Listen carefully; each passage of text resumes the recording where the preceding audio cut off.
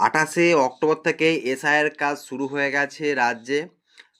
কত তারিখ পর্যন্ত চলবে, কিভাবে ফর্ম ফিল আপ হবে, কারা ফর্ম জমা নেবে এবং কবে খসড়া ভোটার তালিকা প্রকাশিত হবে, সব বিস্তারিত আপনাদের এই ভিডিওর মাধ্যমে আপনাদের আমি দেখিয়ে দিচ্ছি, দেখে নেবেন স্কিপ না। 28 তারিখ থেকে শুরু হয়ে গেছে প্রশিক্ষণের কাজ, যা চলবে 3রা নভেম্বর পর্যন্ত।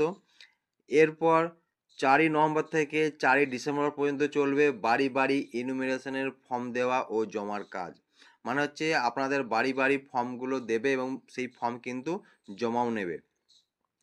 9ই ডিসেম্বর সেই ফর্মের ভিত্তিতে প্রকাশিত হবে খসড়া ভোটার তালিকা।